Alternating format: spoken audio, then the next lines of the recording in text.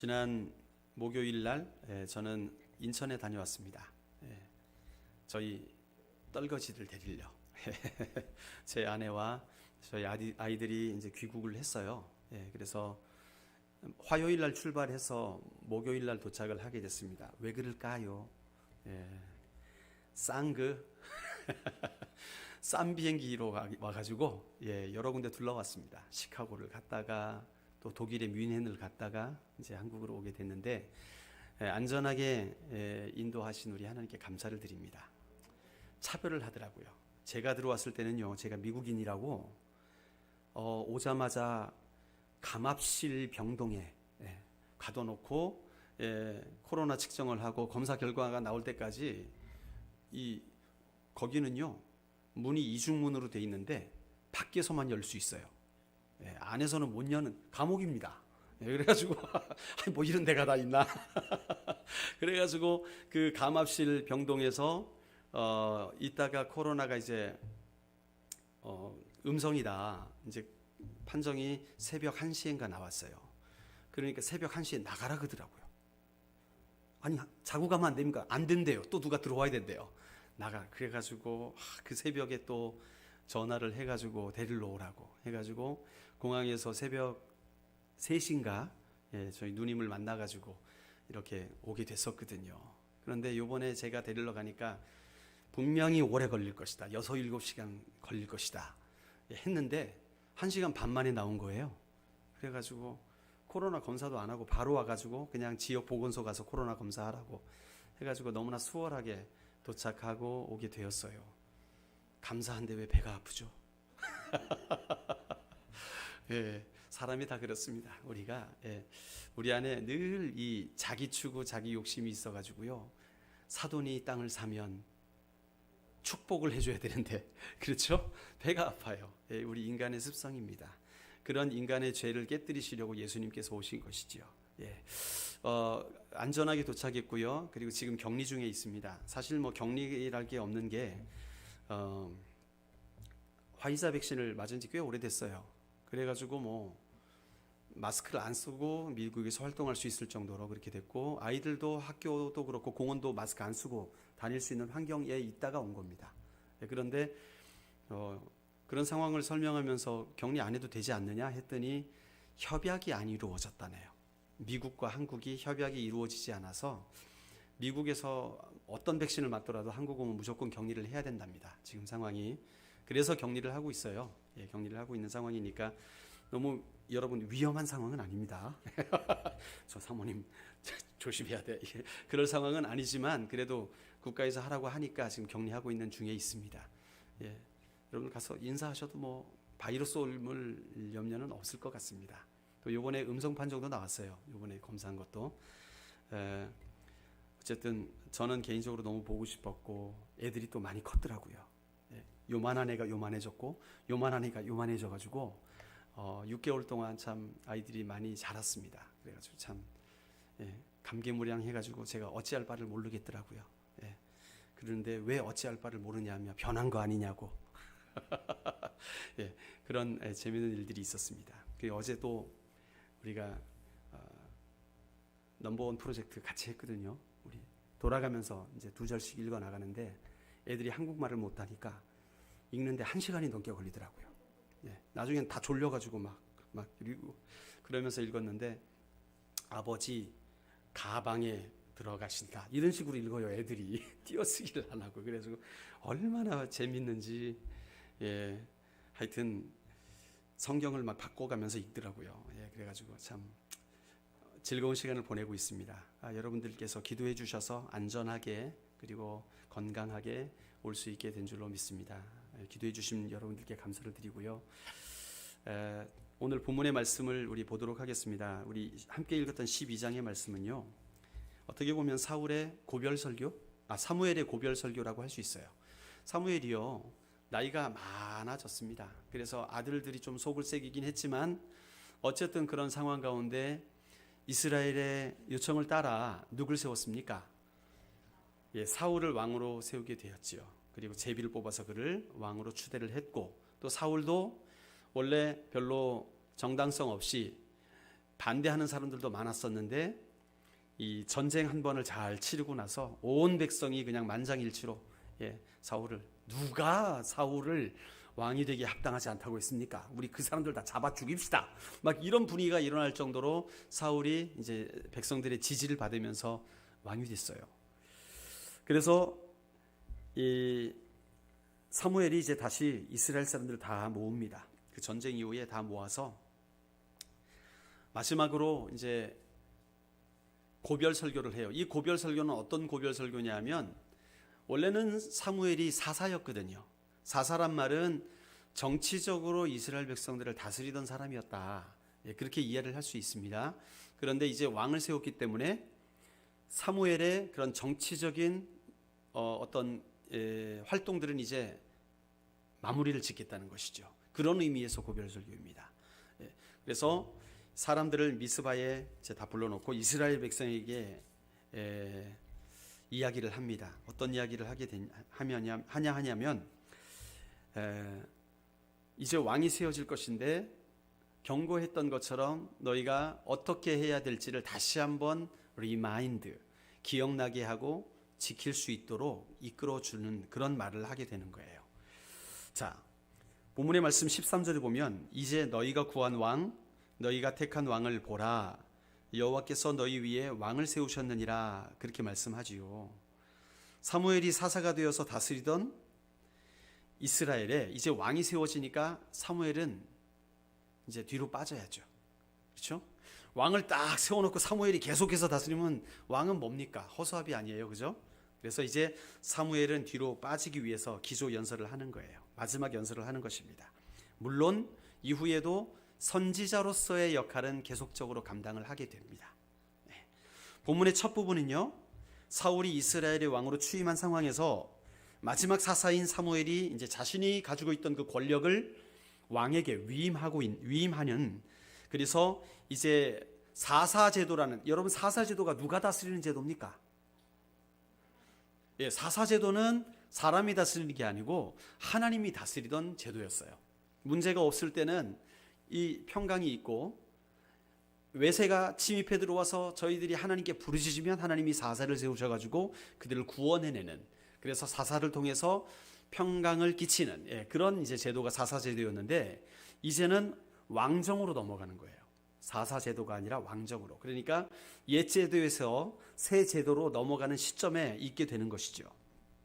자, 이 시점에서 권력을 이양하는 연설이 바로 오늘 12장의 말씀인 거예요. 나이가 많은 사무엘이 자신의 순수했던 리더십과 모범적으로 살아온 인생을 회고하면서 고별사를 시작합니다. 여러분, 제가 언제 당신들에게 사기친 적이 있습니까? 제 판을 굳게 한 적이 있습니까? 밉보인 적이 있습니까? 그런 적 없지 않았습니까? 하니까 사람들이 다 맞다고. 그렇습니다. 당신은 우리의 참된 리더였고 절대로 거짓되이 행하지 않고 판결도 굽게 한 적이 없고 뇌물을 받은 적도 없습니다. 당신은 그렇게 우리에게 신실했습니다. 그런 고백을 하지요. 그러면서 이제 사무엘이 이스라엘의 통치권을 사울에게 넘겨줄 시간이 왔다는 것을 인정하게 돼요. 2절 말씀을 우리 함께 읽어볼까요? 시작. 이제 왕이 너희 앞에 출입하느니라. 보라, 나는 늙어 머리가 휘어졌고 내 아들들도 너희와 함께 있느니라. 내가 어려서부터 오늘까지 너희 앞에 출입하였거니와. 아멘. 자, 뒷부분부터 먼저 읽어보면 내가 어려서부터 오늘까지 너희 앞에 출입하였거니와, 이게 뭐냐 하면 어려서부터 내가 이스라엘을 다스렸단 말이에요. 출입하였다는 말을 다스렸다는 말이죠. 그래서 이제는 초반부에, 2절 초반부에 이제 왕이 너희 앞에 출입하느니라, 이 말은 뭐예요? 지금부터는 이제 내가 아니라 왕이 너희를 다스리게 될 것이다. 그 말을 이렇게 돌려서 말하는 것입니다. 새롭게 취임한 왕이 자신의 자리를 대신할 것을 이야기하고 있는 것이죠. 그러면서 사무엘이 자기가 어떻게 살았는지 쭉 설명했잖아요. 그리고 이들이 동의했잖아요. 그 설명한 사무엘의 리더십을 5가지로 말해요. 사무엘과 반대되는 것, 그러니까 부패한 리더십이 어떤 거냐 하면, 첫 번째는 소를 취하는 것. 내가 너희에게 소를 취하였느냐? 아니죠. 또 나귀를 취하였느냐? 아니죠. 속인 적이 있었느냐? 아니죠. 압제한 적이 있었느냐? 아니죠. 뇌물을 취한 적이 있었느냐? 아니죠. 그런 것이 없었다는 거예요. 이 5가지가 없었다는 거예요. 다시 한번 기억해 볼까요? 소를 취하는 것, 나귀를 취하는 것, 속이는 것, 압제하는 것, 뇌물을 취하는 것. 자, 이 5가지 중에 특징이 있죠. 5가지 중에 3가지가 취하는 것입니다. 내가 너희를 취한 것이 있느냐? 취한 것이 없다라는 거예요. 반면에 여러분, 우리가 사무엘상 8장의 말씀을 혹시 기억하시나요? 몇 주 전에 우리가 나누었던 말씀.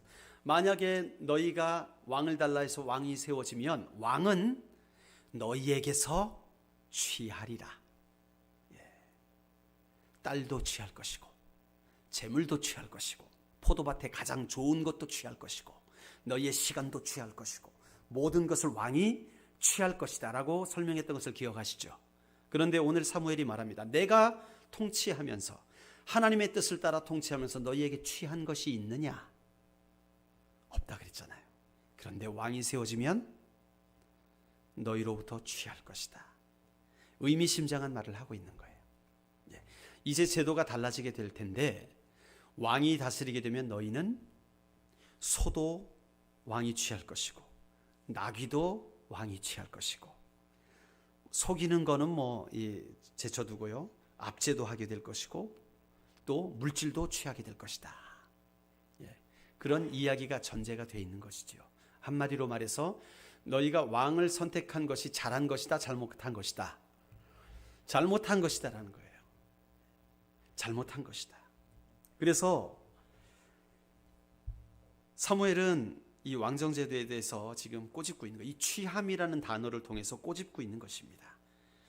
왕은 결국에는, 왕이 너희의 리더로서 세워지겠지만 그는 자기를 추구하고 자기 추구를 위해서 너희의 것을 취하게 될 것이다 라고 말씀을 하고 있는 거예요.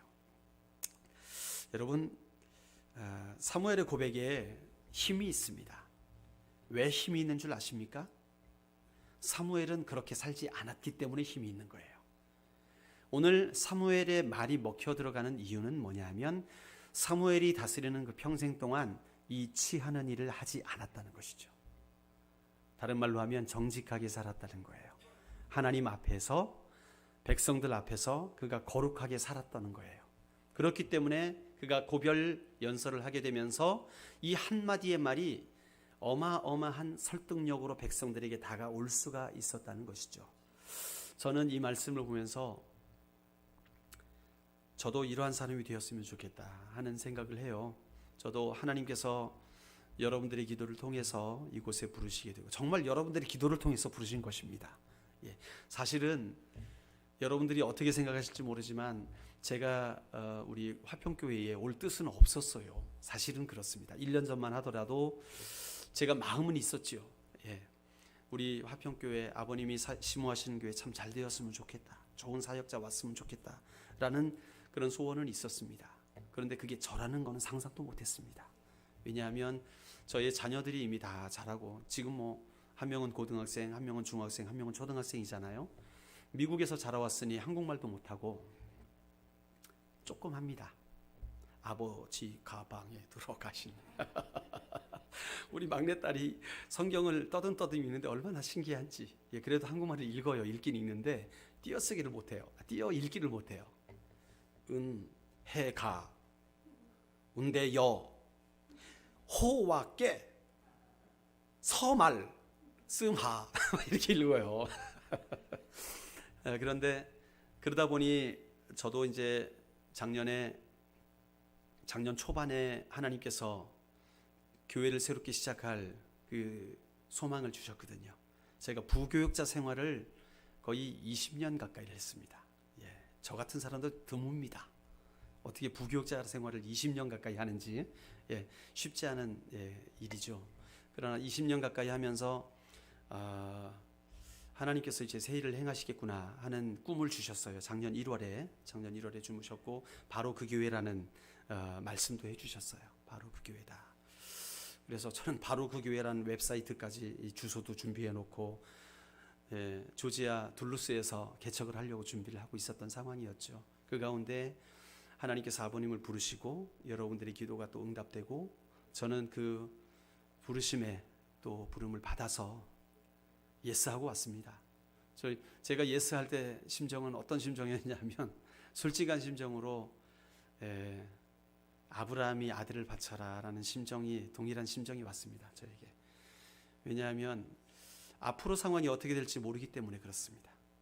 앞으로 상황이 어떻게 될지 모르기 때문에 시민권자지요. 자녀들은 미국에 살고 있지요. 여기서 목회를 하게 되면 자녀들과 얼마나 볼 수 있을지, 함께 살 수 있을지, 같이 못 살지 알 수 없는 상황이었어요. 앞으로 진행이 어떻게 될지 또 코로나 상황이었고 여러 가지로 악조건들이 겹쳐 있었기 때문에 저는 이것들을 다 생각하고는 도저히 결정할 수 있는 상황이 아니었습니다. 그러나 하나님이 말씀하셨기 때문에 상황을 보지 않고 알겠습니다 라고 순종했던 거예요. 그 이후의 상황은 이렇게 진행되고 있는 거죠. 지금 상황처럼. 그래서 저의 마음에 다른 것보다도 나는 하나님 앞에 참 신실한 종이 되었으면 좋겠다라는 소원이 있습니다. 그리고 뿐만 아니라 이 사무엘처럼 이제 제가 20년 뒤 저의 고별 설교가 또 있을 거 아닙니까? 언젠가. 그 20년 뒤일지 30년 뒤일지 50년 몰라요. 저는 알 수 없지만 하나님께서 허락하실 그때에 과연 나는 이 사무엘과 같이 설교를 할 수 있을까? 여러분들 앞에서 제가 여러분들한테 소를 취하였습니까? 나귀를 취하였습니까? 속이는 것이 있었습니까? 압제하는 것이 있었습니까? 아니면 뇌물을 취하는 것이 있었습니까? 없지 않았습니까? 할 때에 있었는데요. 이 말을 하게 되면 골치 아픈 거 아니겠습니까? 그렇죠? 그런 것 없이 정말로 하나님 앞에 백성들 앞에 순수하고 순결하고 거룩하게 사역할 수 있는 것, 그것이 목회자의 힘이 아닌가, 그렇게 생각합니다. 사실 설교 좀 잘하고 못하고는요 별 차이 아닙니다. 뭐 좀 못하면 설교 시간에 좀 졸린 거겠죠. 그 차이밖에 없어요. 그러나 하나님 앞에서 우리가 함께 신앙생활 해가면서 정직하고 서로 신뢰할 수 있고 믿음을 심어줄 수 있고 사는 것과 말하는 것이 동일한 그런 것이 정말 능력입니다. 정말 힘입니다. 여러분의 목회자가 그런 사람이 될 수 있도록 기도해 주시길 바랍니다. 저는요 교회가 커가면서 목사님들이 변하는 것을 참 많이 봤어요. 원래 목사님이 변하려고 그렇게 된 것이 아니겠죠. 교회가 커져가면서 또 권력이 집중되고 돈이 집중되고 하면서 목사님들이 변하더라고요. 저는 안 그랬으면 좋겠습니다. 여러분들이 견제를 잘 해주시기 바랍니다. 그래가지고 엉뚱한 길로 안 가야 돼요. 엉뚱한 길로 안 가고 정말 사무엘처럼 나이가 많아서도 은퇴할 때가 되어서도 내가 너희에게 그렇게 굽게 한 것이 없다. 너희도 알지 않느냐? 왕도 증명하지 않느냐? 그러니까 다 백성들이 옳소이다. 그랬습니다. 이런 아름다운 관계로 저와 여러분 끝까지 갑시다. 끝까지 가야 돼요. 막 목사가 잘못한다고 두 파로 갈라져 가지고 교회가 예배 따로따로 1층 2층 드리고 이런 교회 너무나 많이 봤어요. 너무나 많이 봤어요. 그래서는 안 됩니다. 그러기 위해서는 제가 이 사무엘과 같이 살아야지요. 부패하지 말아야지요. 깨끗해야지요. 하나님 앞에서 정직하고 성도들 앞에 겸손해야지요. 이것은 끝까지 가지고 가야지요. 그것을 위해서 여러분들은 기도해 주시면 됩니다. 계속해서 기도해 주시면 됩니다. 참 사무엘이 행복한 인생을 살았습니다. 자, 사무엘이 이어서 이제 이르는 말이 백성들에게 지금까지 하나님께서 백성들을 이끌어오신 과정들에 대해서 쭉 이야기를 해요. 출애굽 때부터 또 광야 생활할 때, 그 다음에 사사시대에 압제가 있을 때에 하나님께서 어떻게 이스라엘 백성들을 이끄시고 보호해 주시고 함께 해 주셨는지를 이야기를 합니다. 그러면서 이제 출애굽 때에 하나님께서 명령하셨던 것이 있잖아요. 언약을 세우면서 다른 것 아니거든요. 여러분 10계명 중에 가장 첫 번째 나온 계명이 뭡니까? 너는 나 외에 왜 첫 번째 나왔겠어요? 제일 중요하니까. 잊지 말라고. 잊지 말라고. 넘버 원. 제일 중요한 계명이요. 다른 신을 내게 잊지 말지니라. 그렇게 말씀하셨어요. 하나님은 질투하시는 하나님이시래요. 그래가지고 하나님만 사랑해야지 딴 사람 사랑하면 질투가 나는 것이 하나님이시라는 거예요. 우리도 그러잖아요. 예. 여보 나만 사랑해. 난 여보만 사랑해. 그리고 딴 여자는 가고 있어요. 이게 뭡니까? 이 질투가 나죠. 그러면 이 문제가 생기는 거예요. 사랑은 한 방향입니다. 쌍방향이 될 수가 없어요. 선지자들이 계속적으로 이스라엘에게 하는 말이 그 말이거든요. 한 방향으로 사랑해라. 다른 말로 하면 여호와께로 돌이키라는 거예요. 여러분 여호와 하나님과 이방신은요 다른 방향이 있거든요. 예, 여호와 하나님이 이쪽 방향에 계시다면 이방신들은 어디 있을까요? 이쪽에 있어요.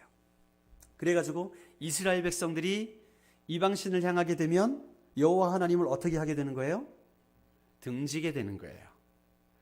그래서 선지자들은 말합니다.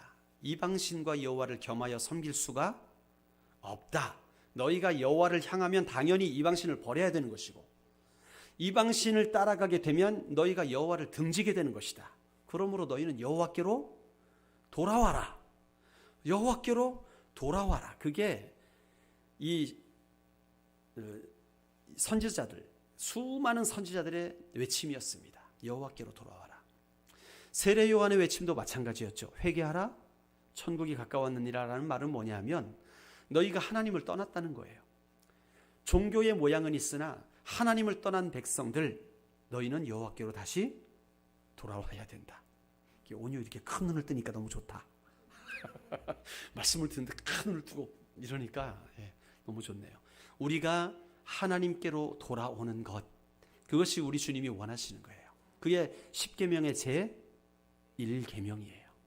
여호와께로 돌아오라. 다른 신들을 내 앞에 있게 말지니라. 같은 말입니다.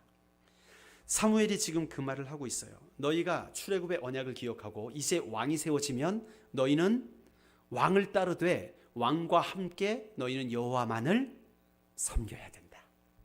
그 말이거든요.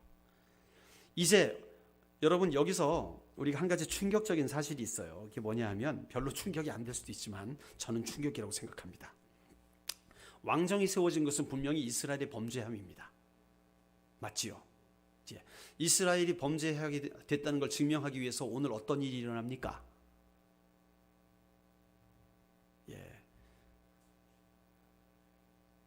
어떤 일이 일어나요?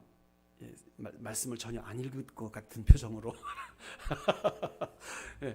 오늘 이 사무엘이 기도하니까 우레와 비를 바라시잖아요. 그죠? 너희가 하나님 앞에 범죄하였다는 증거로 하나님께서 우레와 비를 바라실 것이다 하니까 그때에 하나님께서 그 기도를 들으시고 바로 우레와 비를 바라시죠. 놀라운 일이 일어나는 거예요. 여러분 참 희한합니다. 사무엘은 2번이나 이런 일을 보여줘요. 사무엘상 8장에서도 이런 일이 있었어요. 전쟁할 때에 알아서 하나님께서 싸우시는 거를 우레를 통해서 싸우셔가지고 막 혼비백산하는 일이 일어나게 하시고 오늘 본문에서도 이스라엘에게 고별 설교를 하시면서 너희가 왕을 세운 것은 분명히 잘못된 것이다. 그렇기 때문에 하나님의 마음이 편치 않아. 하나님의 불편한 마음을 오늘 보이실 것인데 그것을 우레와 비로 바랄 것이다 해가지고 그 기도를 하니까 바로 그 순간에 우레와 비를 바래요. 근데요 여러분 이때가 언제이냐 하면 여러분 이때가 비가 올 때가 아니거든요. 5월에서 6월 때예요. 이스라엘의 5월 6월 때는요 이 밀을 베는 때입니다. 한마디로 건기예요. 건기. 건기는 비가 안 온다는 뜻이죠. 그렇죠? 비가 안 오는 때예요. 그런데 비가 그렇게 메마른 땅 가운데 건기 가운데 있었는데 사무엘이 너희가 범죄하였다. 하나님의 마음이 이러하다 하면서 우레를 바라실 거라 하니까 우장창 하면서 갑자기 폭풍이 몰아치기 시작하는 거예요. 희한하지요. 이런 기적이 나타났습니다. 이게 지금 이 우기 때에 지금 막 비가 어제까지 안 오다가 갑자기 오늘 또 이런 게 아니라 건기 때에 이게 일어난 거예요. 그러니까 이것은 있을 수가 없는 일이었지요.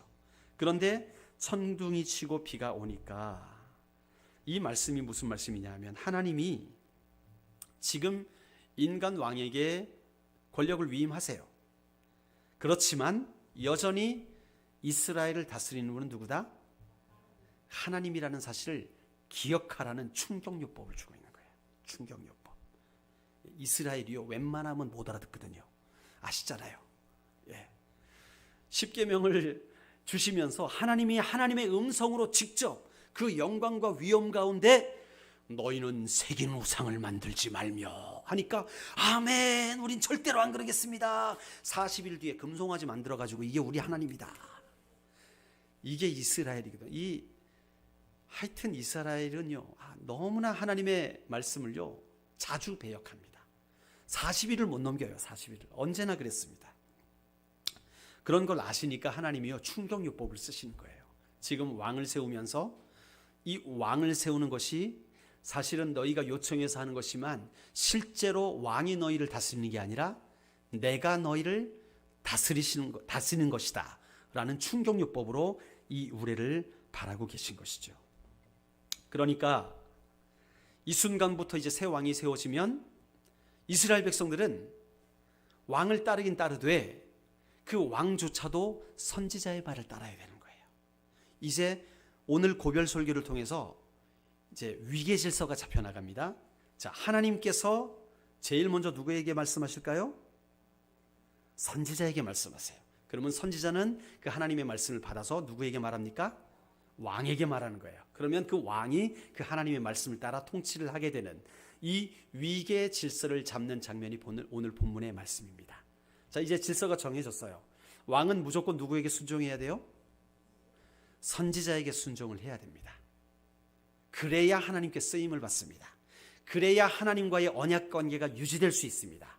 그러므로 하나님께서 이 범죄한 이스라엘, 왕을 달라고 하여서 범죄하였던 이 이스라엘을 언약 관계에서 그냥 떨궈버리고 멸절시키는 것이 아니라 다시금 그들을 왕을 통해서라도 언약 관계 안으로 감싸 안으시는 하나님을 보여주시는 거예요. 오늘 그 하나님의 은혜가 여기 있습니다. 이스라엘은 범죄하여서 우레를 바라실 만큼 하나님이 분노하셨지만 그들을 언약 관계에서 털어버리시고 새로 다시 시작하는 게 아니라 그들을 다시 범죄한 그들을 다시 끌어안으시면서 너희들이 비록 왕을 구하였지만 내가 이 언약을 파기하지 않으시겠다는 거예요. 예. 여러분 이거는 참 은혜입니다. 은혜예요.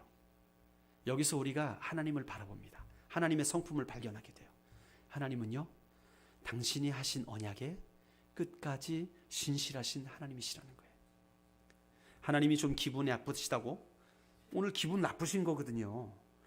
우레를 바라신다는 것은 그들의 죄악 때문에 우레를 바라신 거예요. 기분이 나쁘신 거예요. 그럼에도 불구하고 그들을 저주하고 멸망시키고 없애버리는 것이 아니라 다시금 그 왕정 새로운 제도 안에서도 출애굽 사건을 기억하게 하시고 하나님과의 언약을 기억하게 하셔서 그분의 품 안으로 끌어안아 주시는 거예요. 다시금 기회를 주십니다. 그러면서 말씀하시죠. 여러분 오늘 이 말씀이요 참 은혜가 되는 말씀이에요. 22절 말씀에 보면 여호와께서는 너희를 자기 백성으로 삼으신 것을 기뻐하셨으므로 이 말씀을 해요. 아이러니죠. 뭐가 이쁠까요? 이스라엘 백성들이 뭐가 이쁠까요? 여러분이 하나님이라면 한번 생각해 보십시오. 이쁠까요? 안 이쁠까요? 야, 이쁘기 참 힘든 상황입니다. 이스라엘 백성들이 이쁘기 참 힘든 상황이거든요. 너무나 타이밍에 맞게 반역을 하고 너무나 자주 하나님을 잊어버리고 하나님의 뜻을 망각하는 이스라엘 백성들을 하나님이 여호와께서는 자기 백성으로 삼으신 것을 기뻐하셨으므로 여기에 말씀을 자세히 읽어봐야 돼요. 자기 백성이 이쁘시기 때문에 기뻐하셨습니까? 뭐 때문에 기뻐한 거예요? 자기 백성으로 삼으신 것을 기뻐하신대요. 여기에 키가 있습니다. 자기 백성으로 삼으신 것을 기뻐하였다는 말은 뭐냐 하면 우리가 뭘 잘해가지고 우리가 하나님께 이쁜 짓을 해가지고 하나님을 기쁘시게 해가지고 하나님이 기뻐하시는 게 아니라는 거예요. 하나님께서 우리를 하나님의 백성으로 삼으신 그 언약을 기뻐하셨다는 거예요. 내가 백성들과 약속한 그 약속을 기뻐하였다는 거예요. 지금 그 말입니다. 그렇죠? 너희를 자기 백성으로 삼으신 것을 기뻐하셨으므로 그 언약을 기뻐하셨다는 거예요. 그렇기 때문에 그 이후의 말씀이 이해가 됩니다. 여호와께서는 그의 크신 이름을 위해서라도 자기 백성을 버리지 아니한다는 거예요. 이게 오늘 말씀의 핵심입니다. 아하, 그렇구나. 여러분, 우리가 예수 믿고서도 얼마나 범죄할 때가 많아요. 예. 언제 범죄를 하느냐 하면 나 혼자 있다 느껴질 때, 나 혼자 있다 생각될 때 우리 범죄의 자리로 나갑니다. 우리의 생각이, 우리의 행동이, 우리의 손과 발이 나 혼자 있다는 생각을 하게 될 때 범죄의 자리로 가거든요. 그러니까 우리의 시선이 어떻게 됩니까? 이건 뭡니까? 죄질 준비를 하는 거죠. 그렇죠? 자, 눈치를 살피고 죄짓잖아요. 그게 뭐냐면 하나님을 인식하지 않는 거죠. 하나님을 인식하지 않는 거. 우리는 그런 자들이거든요. 조금만 시간이 지나면 하나님을 잊어버리고 조금만 시간이 지나면 하나님의 은혜를 잊어버려요. 그래서 내가 주를 위해 살겠습니다. 아마도 제가 생각할 때 여러분들 한 50번 이상은 주를 위해 살겠다고 회개하고 고백했을 것 같아요. 더 했을 수도 있죠. 오늘도 또 할 겁니다. 아마. 이 말씀을 듣고 또 할 거예요. 그런데 또 배반을 해요. 그런 게 우리의 모습인데 하나님이요, 우리의 모습을 봐서는 기뻐하실 수 없잖아요. 하나님도 인격이신데 하나님이 감정이 없으신 분입니까? 아니요. 그분은요, 인격이시에요. 우리가 가지고 있는 인격이 어디로부터 왔습니까? 하나님으로부터 온 거예요. 우리가 가지고 있는 감각, 인격, 감정, 모든 것들은 다 하나님이 주신 거예요. 하나님도 미워하시고요, 하나님도 아파하시고 하나님도 후회하세요. 인격이신 하나님이십니다. 그런데 우리의 꼬라지를 보면 하나님이 얼마나 마음이 아프시겠어요. 그런데 이 말씀, 22절 말씀이 우리에게 은혜가 되는 거예요. 우리가 버림받을 백성이라도, 버림당할 만한 일을 한 자들이라도 여호와께서는 그의 크신 이름을 위해서라도 버리지 아니하신다는 거예요. 왜요? 당신이 우리와 하셨던 그 약속을 기뻐하시기 때문에. 하나님께서는요, 신실하신 하나님이십니다. 그리고 언약의 하나님이세요. 말씀하신 것을 반드시 이루시는 하나님이십니다. 이 성경이 뭡니까? 우리 하나님의 약속의 말씀이에요. 이렇게 말씀하신 대로 지금을 살아가는 우리들에게도 이루어 주신다고 이걸 우리에게 주신 거예요. 그렇다면 여러분, 우리에게 소망이 되는 것은 뭡니까? 아하, 그렇구나. 우리는 완전히 타락한 존재라도, 날마다 범죄하는 존재일지라도 우리가 다시금 회개하고 주의 말씀을 따르기로 결정을 하게 되면 하나님은 우리를 맞아주신다. 우리를 용납해 주신다는 거예요. 우리가 잘나서가 아니라 하나님이 약속하신 이 약속의 말씀을 기뻐하시기 때문에, 이 언약을 기뻐하시기 때문에 우리를 끊임없이 용서의 자리로 안아주시고 맞아주신다는 하나님의 은혜가 있다는 거예요. 그게 바로 22절의 말씀입니다. 하나님의 변함없는 사랑, 우리 본문에서 발견하는 첫 번째 중요한 사실이에요. 두 번째, 우리가 또 발견할 수 있는 것이 있습니다. 23절 말씀을 읽어볼까요? 시작. 나는 너희를 위하여 기도하기를 쉬는 죄를 여호와 앞에 결단코 범하지 아니하고 선하고 의로운 길을 너희에게 가르칠 것인즉. 아멘. 사무엘의 말이죠. 사무엘은 한평생 이스라엘을 통치하였던 이스라엘의 사사였습니다. 한평생. 이러기도 쉽지 않아요. 그렇죠?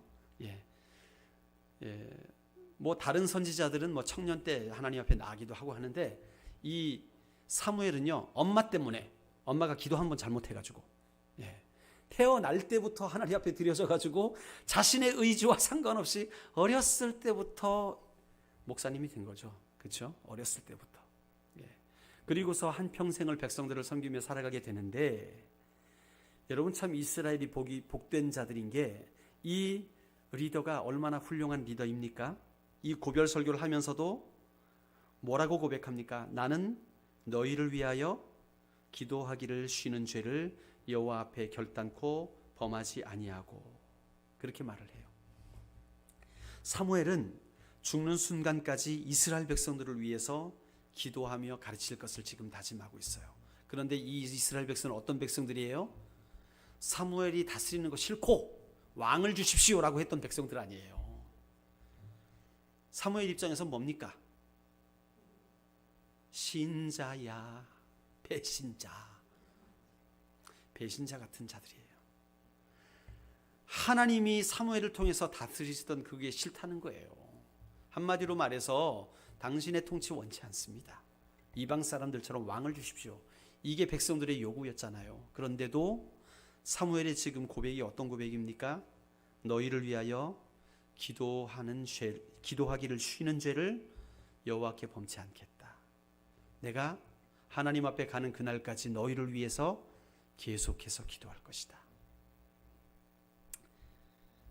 놀라운 고백입니다. 참 사역자의 모습을 봅니다. 여러분, 진정한 사역자에게는요, 은퇴가 없습니다. 사역자는 사역에서 은퇴할지는 몰라도 섬겼던 지체들을 위해서 끊임없이 기도하고, 또 기회가 주어지는 대로 성도들을 가르치고 양육하는 것이지요. 아버님이 작년에 가셨잖아요. 저는 여러분이 참 부러워요. 예, 왜?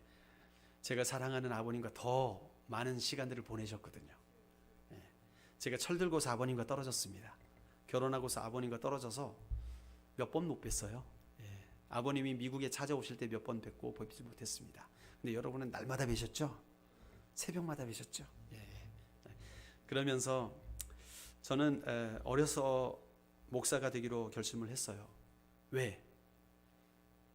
하나님께서 넌 목사가 되어라 응답해 주셔서가 아니고, 아버지 같은 사람이 되고 싶었습니다. 예, 아버지가요, 제 눈에 보기에는 세상에서 최고 멋있었어요. 예, 조그만 개척교회였거든요. 평택에서. 예, 이 교회의 이 본당과 이 주일학교가 커튼 하나로 돼 있어가지고요. 예, 저 앞에는 본당이고 커튼 하나 뒤에는 저와 이제 애들이 노는 주일학교입니다. 예, 그래가지고 뭐 조그만 개척교회를 하시는데, 제가 어렸을 때 보니까 우리 아버지가 모든 성도들의 앞에서 하면 아멘 아멘 하고, 이야 우리 아버지 최고네. 그게 제 어렸을 때 저의 고백입니다. 우리 아버지가 짱이네. 이야 제일 멋있네. 세상에서 제일 멋있는 사람이네. 그럼 나도 아버지 같은 사람 되어야겠다. 그게 저의 어린 시절의 고백이었거든요. 그런데 하나님께서 저의 그 어린 고백을 끝까지 이끌어 주셨습니다. 단 한 번도 목사 되기 싫다는 고백이 없었고요. 끝까지 하나님께서 그 고백을 사용하셨어요.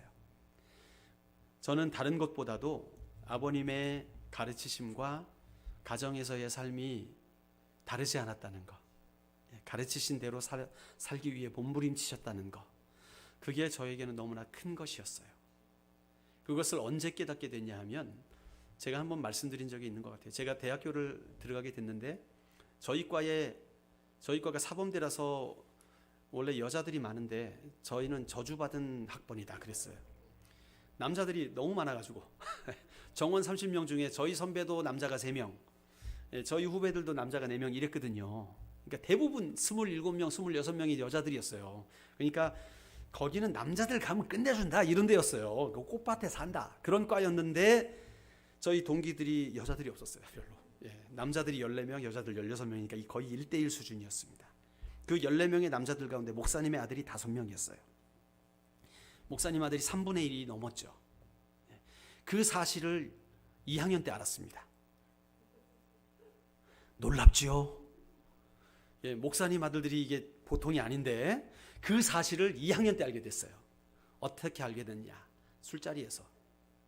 술자리에서 술 마시다가 애가 술을 너무 마시, 내일 성가대 지휘 못하겠네, 머리가 띵해가지고. 야, 너 교회 다니냐? 그러니까 나 목사님 아들이다. 그 얘기를 하는 거예요. 야, 근데 너 왜 이러고 있냐? 여러분, 제가 같이 술 먹었던 얘기가 아닙니다. 예, 저는 술을 먹어본 적이 없어요. 제가 딱 술 한 번 먹은 적이 있습니다. 예, 의도하지 않게 제가 고등학교 때 그 동창회를 갔어요. 예, 고등학교 선생님들을 모시고 같이 이렇게 거의 술자리죠, 뭐 동창회니까. 갔는데 제가 화장실 갔다 온 사이에 제 친구가 술잔을 바꿔놓은 거예요. 제가 마시던 잔이 깨끗한, 예, 거기 뭐 잔은 다 맥주잔이니까 거기다가 저는 사이다를 부어놨었는데 소주를 거기다 부어놔가지고 짓궂은 녀석이, 그래가지고 한 모금 먹은 적이 있습니다. 근데 그때 이후로는 제가 뭐 술을 즐겨하지 않습니다. 네. 그때 먹어보니까 맛없더라고요. 네. 맛있나요? 그런데 제가 뭐 하다가 멀리 왔습니다. 네. 목사님 아들들이 그렇게 많은데도 왜 그렇게 방탕한 생활을 하더냐? 가정에서 우리 아빠랑은 강단에서 아빠랑 너무 다르다는 것이죠. 예. 강단에서는 뭐 온갖 좋은 얘기를 다 하는데 가정에서는 그렇게 안 살고 또 그렇게 행동도 안 하고 그렇게 가르치지도 않고, 그러니까 거기서 괴리감이 있었던 것이죠. 그래서 어렸을 때부터 자기는 결심했답니다. 나는 대학교 가면 절대로 예수 안 믿는다. 우리 아빠 같은 예수님이라면 난 안 믿을 것이다. 그렇게 고백을 했다는 거예요. 얼마나 가슴이 아팠는지 모릅니다. 저는 감사하게도 아버님께서 그런 삶을 살아오셨기 때문에 뭐 부족한 점도 많았겠죠. 예, 맞지 않는 점도 있었겠죠. 그러나 가르치신 대로 살려고 하는 그 몸부림을 제가 보아왔기 때문에 저는 참 아버님을 존경했습니다. 사무엘도 그렇습니다. 저희 아버님께서 중국에 헌신을 하셨잖아요. 여러분들 기억하시죠? 청산신학교라는 걸 세워가지고 20년 이상 그 오지에 가서 그 고생을 하시면서 정말 발바닥이 부르트도록, 때로는 갈비뼈가 2대가 부러졌는데도 선교를 가야 하기 때문에 또 비행기를 또 타시는 거예요. 그런 자신을 아끼지 않고 선교를 하는 일들 평생을 감당하시면서 그렇게 제자들을 키워 오시니까 이제 그 제자들이 아버님을 아버지처럼 섬기더라고요. 중국에서 선교 헌금을 보내요. 한국으로. 네, 그걸 봤어요. 중국의 성도들이. 물론 금액이 많지는 않아요. 시골 성도들이 돈을 모아봤자 얼마나 모으겠습니까? 그래서 우리 아버님 목사님 잘 섬겨야 된다 그러면서 헌금을 보내드리고, 아프시다 그러면서 막 찾아오고, 이게 쉬운 일이 아닌데 그렇게 하는 모습을 보게 됩니다. 그게 뭡니까? 다 뿌려놓은 것이죠. 이 사무엘이요, 너희를 위하여 기도하기를 쉬는 죄를 여호와께 결단코 범죄하지 않겠다. 무슨 말입니까? 내가 가르친 대로 끝까지 갈 것이다. 내가 지금까지 신실하였던 것처럼 내가 하나님 앞에 가는 날까지 신실할 것이다 라는 고백을 하는 거예요. 이스라엘 백성들은요, 리더를 잘 만나가지고 이 놀라운 축복을 받고 있는 거예요. 이스라엘을 향한 사무엘의 변함없는 사랑을 볼 수가 있습니다. 이게 참 놀라운 축복인 거예요. 여러분, 목회자의 사랑받는 성도라는 것은 참 놀라운 축복입니다. 이 땅에요, 제가 목회자이기 때문에 조심스럽지만 직업적으로 목회를 하는 사람들이 얼마나 많은지 몰라요. 직업적으로. 예. 인터뷰를 하면서 얼마 주겠습니까? 사람이 얼마입니까? 이거부터 묻는 사람들이 얼마나 많은지 몰라요. 예. 여러분, 저는 그렇게 생각해요. 예. 먹여 살리시는 것은 하나님이지 교회가 아닙니다. 여러분들이 저를 먹여 살린다고 생각하시면 착각입니다. 예. 뭐 조금 헌금 많이 하시는 분이 계신지 몰라요. 저는 일부러 대충 봅니다. 이렇게 결제는 하지만 누가 헌금 얼마 했냐 이런 거 보지 않습니다. 거의. 그렇죠. 그냥 대충 사인하고 말아요. 왜 그러냐 하면 하나님께서 저를 먹여 살리는 것이지 성도들이 저를 먹여 살리는 게 아니거든요. 예. 저는 그런 확신과 믿음이 있습니다. 여러분이 어려워서 헌금 잘 못해도 저는 헌금 더 해야 됩니다, 이 얘기 안 할 것입니다. 여러분, 만약에 헌금을 위해서 말을 하는 게 있으면 그것은 하나님의 나라를 위해서지 제가 쪼달려서 그런 거 아니에요. 하나님은 충분히 저를 먹여 살 수 있는 능력이 있으세요. 우리 하나님이 그 정도 못 하시겠습니까? 하나님은 째째하신 하나님 아니세요. 예. 저는 그래서 어렸을 때부터요, 통 크게 삽니다. 없어도 비싼 거 사요. 이 어마어마한 거 사놨습니다, 여러분. 아마 거제도에서 제일 좋은 걸 거예요, 드럼도. 예, 제가 보기엔 그렇습니다. 왜냐하면 하나님은 영광 받으시기 합당하신 분이에요. 그렇기 때문에 하나님 앞에 드리는 건 할 수 있는 한 좋은 걸 하려고 그래요. 예. 우리가 하나님의 그 놀라우심, 그 영화로우심을 안다면 우리는 하나님 앞에 째째할 수가 없어요. 예. 하나님은 정말 풍성하신 하나님이십니다. 하나님은 가장 좋은 길로 우리를 인도하세요. 그렇기 때문에 여러분, 하나님께서 여러분들을 향해 귀한 목회자를 세워주시고 또 바른 말을 할 수 있는 목회자를 세워주신다는 사실은 참으로 감사한 일입니다. 저는 제가 아는 어떤 목사님들도 참 안타까운 분들 많아요. 목사들끼리 모이면요, 사담이 오가지요. 그런데 그 오가는 사담 가운데 저는 참 가슴을 치고 아파할 때가 많습니다. 제 친구지만 어떻게 저런 말 할 수가 있나, 하나님 앞에 어떻게 저럴 수 있나, 이럴 때가 있어요. 제가 친구들과 얘기할 때도. 그래서 여러분, 정말 다시 한번 부탁드리는 것은 제가 변하지 않을 수 있도록, 끝까지 순수성을 지킬 수 있도록 기도해 주시기 바랍니다. 그것이 너무나 중요해요. 처음과 끝이 동일한 사람, 다르지 않은 그런 사람 될 수 있도록. 사무엘은요, 그런 사람이었어요. 끝까지 백성들을 사랑하는. 세 번째로 또 받는 교훈이 있습니다. 24절 말씀을 한번 읽어볼까요?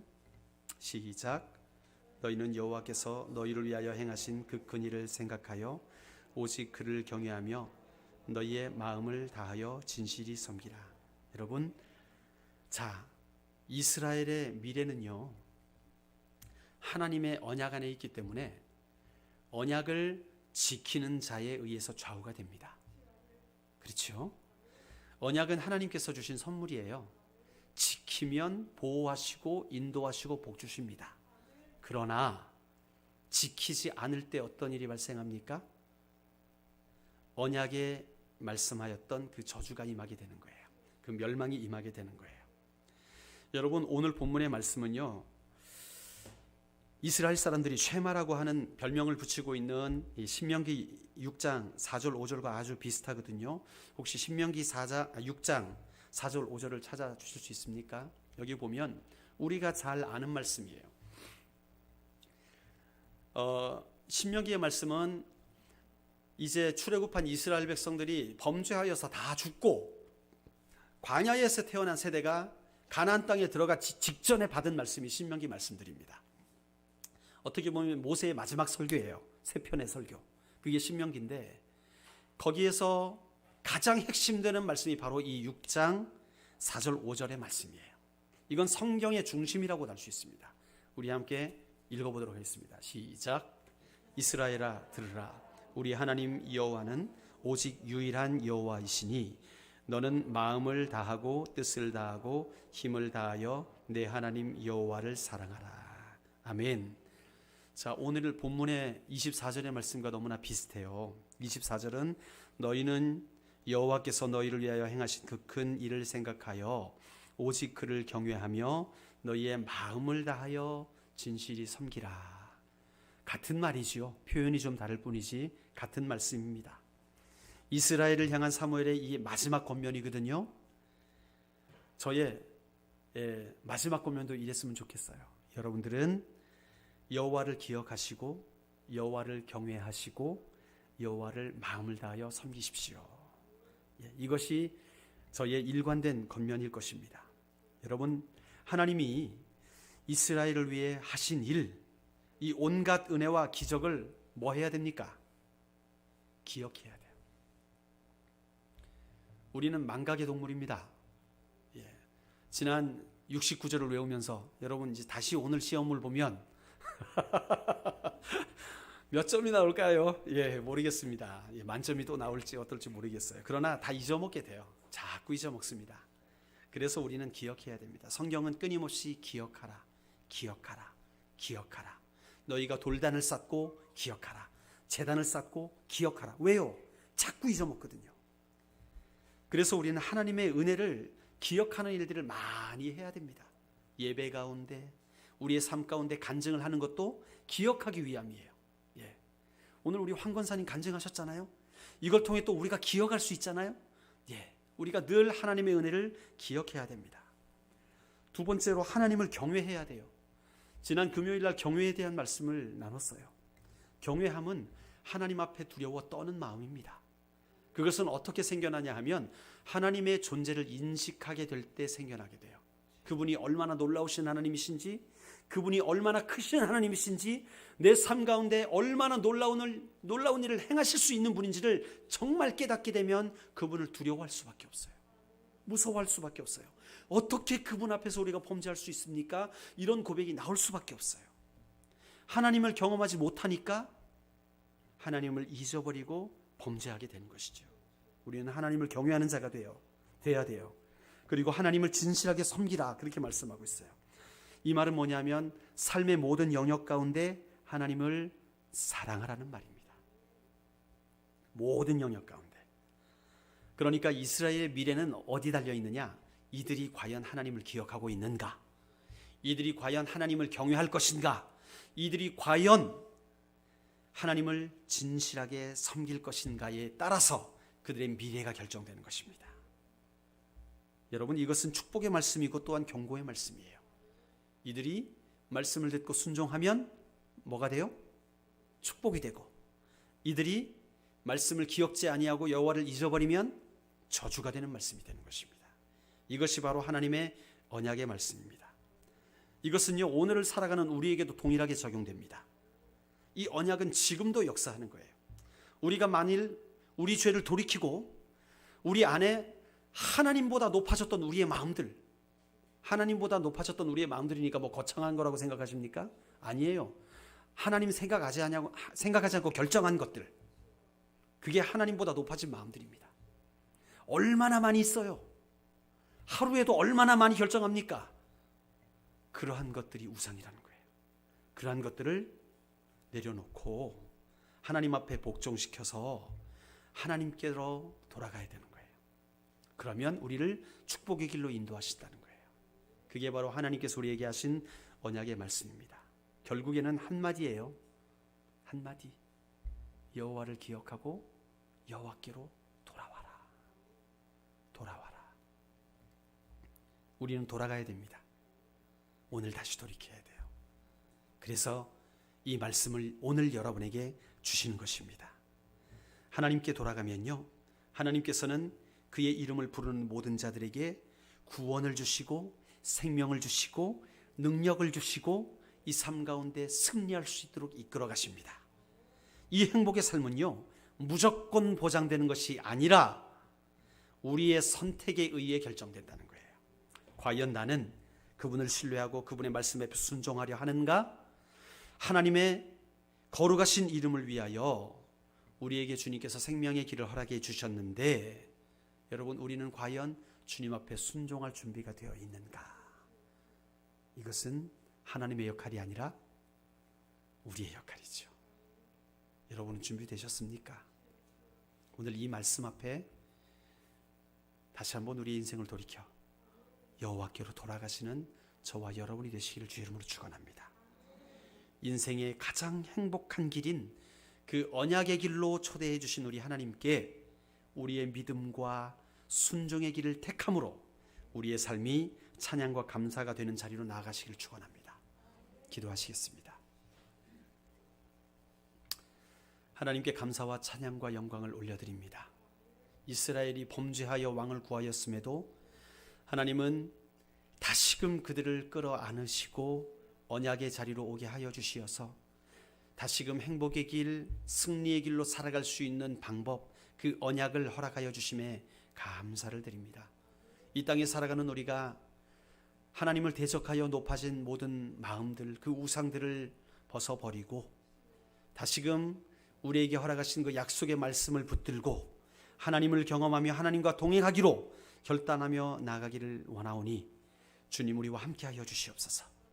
오늘 이 시간 주님 앞에 결단하며 나가는 모든 성도들을 축복하시고 저희들 모든 삶에 하나님의 자비하심과 하나님의 긍휼하심으로 가득하게 하여 주시어서 우리의 인생이 신명기 28장에서 축복하셨던 그 축복처럼 들어가나 나가나 복을 받고 우리의 떡반죽 그릇이 복을 받고 우양의 새끼도 복을 받게 되는 놀라운 축복의 역사가 있게 하여 주시옵소서.